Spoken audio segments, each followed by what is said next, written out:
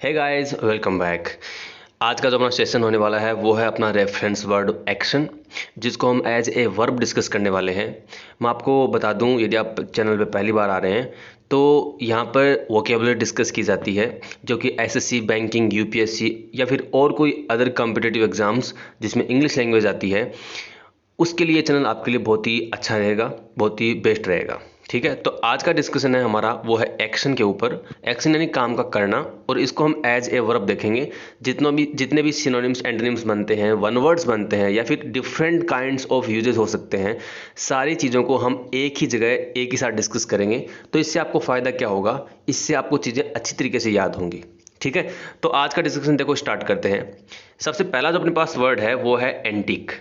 ठीक है, एंटिक का मतलब क्या होता है वैसे देखते हैं। एंटिक आप देखते हो कि पुरानी विचित्र चीज़ों के लिए आता है कि ये तो देखो एंटिक पीस है, यानी बहुत ही अनोखा है, विचित्र सा है।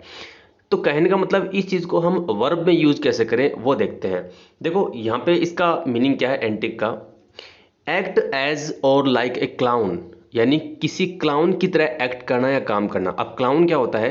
सर्कस के अंदर जो डिफरेंट अपीरियंस, यानी कपड़े पहन के, अच्छे मतलब विचित्र से कपड़े पहन के अपने को हंसाता है ना, उसको बोलते हैं क्लाउन। उसको जोकर नहीं बोलते हैं, उसको बोलते हैं क्लाउन। ये आप याद रखें।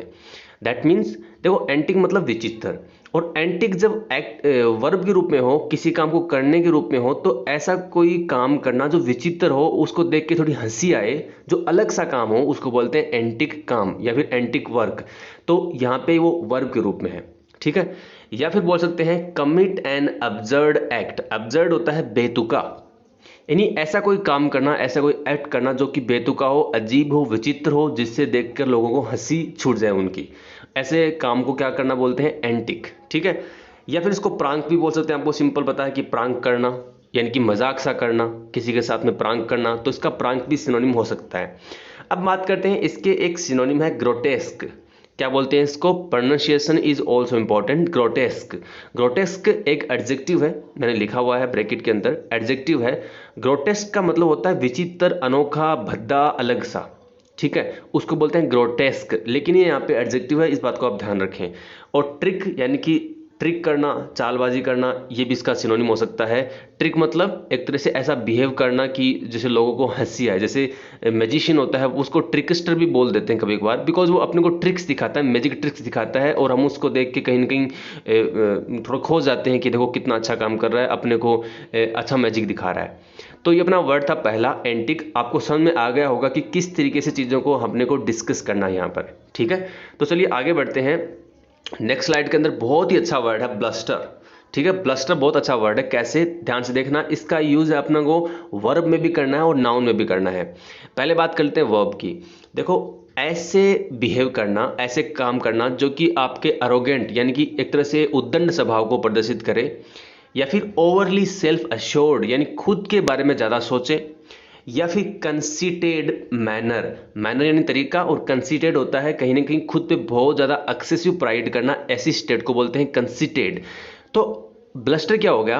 ब्लस्टर होगा कहीं ना कहीं ऐसा कोई काम करना जिससे आप अपने आप को बहुत ही ऊंचा बढ़ा चढ़ा के बताते हैं, या फिर दम्भ भरकर बताते हैं, या फिर प्राउड, अपने आप को अपना प्राउड शो ऑफ करते हैं। उस चीज़ को करना क्या बोलते हैं? ब्लस्टर बोलते हैं, या आप याद रखें। या फिर इसको एक तरीके से ये भी बोल सकते हैं ब्लो हार्ड, यानी बहुत ही तेज गति के साथ बहना। B gusty. गस्टी क्या होता है? देखो, गस्ट होता है हवा का झोंका।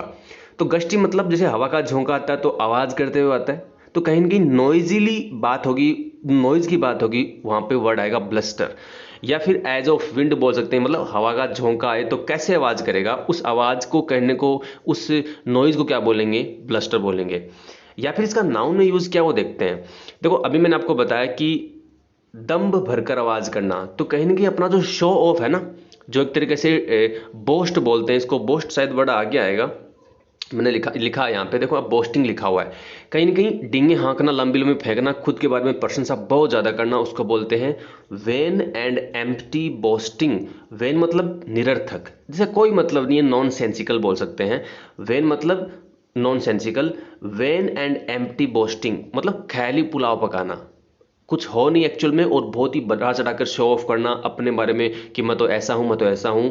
अपने प्राइड, अपने आप पे खुद पे प्राउड करना, बिना किसी मतलब का, उसको बोलते हैं क्या, ब्लस्टर बोलते हैं। लेकिन यहाँ पे क्या है, देखो ब्रैकेट में लिखा मैंने, इसका पार्ट ऑफ स्पीच क्या है, नाउन। और देखो इसके आगे एक वर्ड लिखा मैंने, रोडोमोंटेड। क्या लिखा है, रोडोमोंटेड, और ये नाउन है। इस वर्ड को आप देख के समझ गए होंगे कि ये वर्ड कहाँ आया होगा पहले। मिस्टर शशि थरूर जो हैं वो, उन्होंने एक बार ट्वीट में इस वर्ड को यूज़ किया था। इस वर्ड का मीनिंग क्या होता है, फालतू की दिखावगिरी, शो ऑफ करना। और ऊपर इसका मीनिंग लिखा हुआ एक्चुअल में, वेन एंड एम्प्टी बोस्टिंग्स। ठीक है, मतलब बहुत ज़्यादा लंबी लंबी डींगे हाँकना, एक्चुअल में कुछ होना नहीं, उसको बोलते हैं रोडोमोंटेड। ठीक है, आगे बढ़ते हैं। एक वर्ड और है, ब्रेवेडो। क्या है word, bravado, and it is also an noun. इसका मतलब होता है ए स्वैगरिंग शो ऑफ करेज। करेज यानी साहस, और शो यानी दिखाना। स्वैगरिंग मतलब बहुत ही कड़क स्वभाव के साथ अपने स्वैग को दिखाना, करेज को दिखाना, एक तरह से बोस्टिंग करना, डेंगे हाँकना, उसी चीज़ में सेंस है इसका भी। ब्रावडो उसको बोलते हैं, यानी अपने प्राइड, अपने चीज़ों को दिखाना, शो ऑफ करना, उसको बोलते हैं bravado, and it is also a noun. तो कितना अच्छा वर्ड है ब्लस्टर। आप इसको वापस से रिवाइज करें, लिखें, इसके सारे कंटेक्स्ट को लिखें, मीनिंग लिखें, इसको आपको भूलना नहीं है। ठीक है, आगे बढ़ते हैं। थर्ड अपनी स्लाइड, उसमें है वर्ड परकअप। ये वर्ब है, परकअप एक तरह से फ्रेजल वर्ब बोल सकते हैं। देखो पर्क अप का मीनिंग सिंपली क्या है, सिंपली इसका मीनिंग ये है कि एनर्जी से भरा होना। ठीक है, उत्सुकता से भरा होना, ईगरनेस शो करना, लाइवलीनेस शो करना, रिवाइटल होना, या फिर एनिमेटेड होना, या फिर ब्रिस्कनेस होना। देखो एक्ट यानी काम करना, किसके साथ में, ऐसे काम करना जैसे कि एनिमेशन मूवी चल रही हो, या फिर ब्रिस्कनेस। ब्रिस्कनेस क्या होती है, आगे लिखा हो ब्रैकेट में, लाइवलीनेस एंड ईगरनेस। लाइवलीनेस होती है, जैसे आपने वो ऐड देखा होगा रिवाइटल का, तो वाइटल जो वर्ड है वो कहीं ना कहीं लाइवलीनेस से ही बना हुआ, कहीं ना कहीं रिलेटेड वर्ड है। मतलब ऊर्जा से भरा हुआ, ऊर्जा का संचार होना, ईगरनेस, ऐसा कोई काम करना जिसमें आपकी एनर्जी शो हो रही है, दैट मीन्स वो पर्क अप है। ठीक है, या फिर देखो सिंपल लिखा हुआ, गेन और रीगेन एनर्जी, या फिर एनर्जाइज करना किसी चीज़ को, यानी एनर्जी डालना।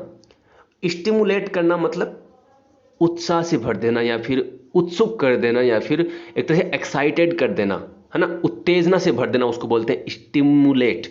और ऐसे पदार्थों को क्या बोलते हैं, स्टिमुलेंट। ठीक है, और अराउज भी इसका सिनोनिम है। अराउज मतलब किसी को उकसाना, मतलब उसको एनर्जी से भर देना। मतलब नेगेटिव भी हो सकता है अराउज, पॉजिटिव भी हो सकता है, मतलब उसको नेगेटिव एनर्जी से भर देना या पॉजिटिव एनर्जी से भर देना is called arouse, and it is also a synonym of perk up. ठीक है, चलिए आगे बढ़ते हैं।